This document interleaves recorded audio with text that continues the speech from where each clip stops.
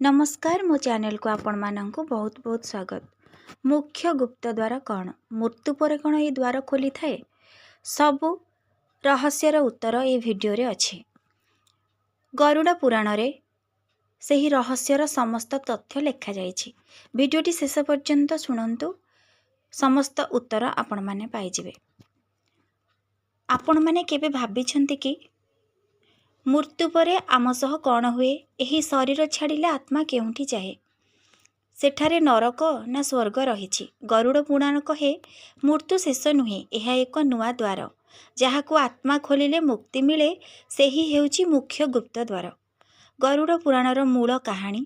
एक समय रे गरुड़ जीए भगवान विष्णुंक दिव्य वाहन प्रभुंक चरण रे प्रश्न कले, प्रभु मृत्यु परे जीवंक यात्रा किपरि हुए, केउं पापरे जीव नरक को जाए और केउं कर्मरे से मुक्ति पाए।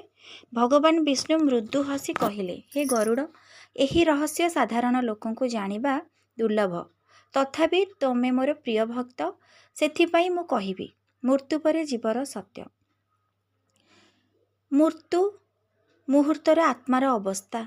भगवान विष्णु कहिले, जेतेबेले जीवर आयु शेष हुए तार पाखरे जमदूत आसी थांती, से माने ताहाको एक सूक्ष्म सूत्र रे बांधी नहीं जाती, किंतु आत्मा सजीव रही निज यात्रा आरंभ करे। एही यात्रा सहज नुहे, कारण आत्मा निज जीवनर समस्त स्मृति देखि थाए, सुख दुख, अन्याय धर्म, पाप और पुण्य।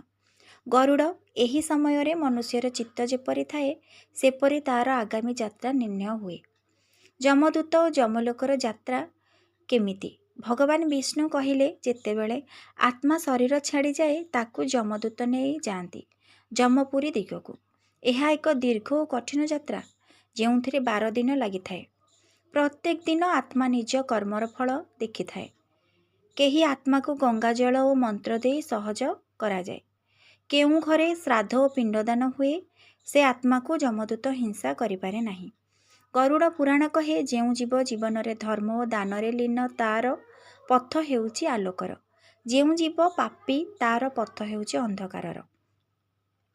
जेतेबेले आत्मा जमलोक पहुँचे, सेठारे जमराजा न्यायसनरे बसी थांती, तार पाखरे चित्रगुप्त थांते, जीए जीवंक समस्त कर्म लेखि रखिछंती। जमराज कहती, हे आत्मा, तुमे मनुष्य रूपे जेते समय पाइथिला, से समय तुमे किपरि व्यय कले, धर्म कल कि अधर्म। चित्रगुप्त तार पुस्तक खोलती, सेठारे लेखा थाए प्रत्येक काम 1 मिनिट जाए, जहा लुचाई पारे नाही। जेउ आत्मा धर्मी से जाए स्वर्ग मार्गरे, जेउ आत्मा अधर्मी से जाए नरक पथरे। गरुड़ पुराण 84 नरकर विवरण देइछि। प्रत्येक नरक एक पाप सहित संयुक्त।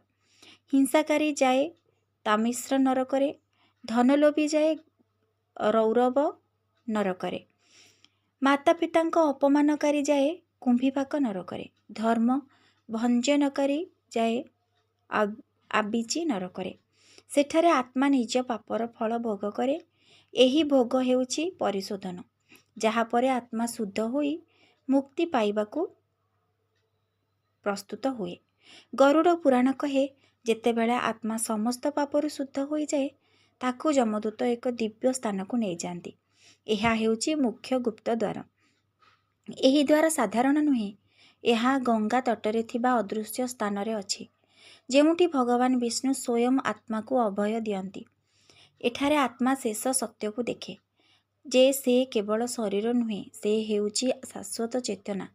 गरुड़ मुंड नमाई भगवान विष्णु को पचारिले, प्रभु जेतेबेले आत्मा शरीर छाड़े, से मुक्तेश्वर द्वार पर्यंत किपरि पहुँचे, एही द्वारर रहस्य कौन। भगवान विष्णु कहिले, हे गरुड़, एही द्वार एक साधारण द्वार नुहे, यह हेउछि जीवनर शेष गुप्त चेतनार परीक्षा।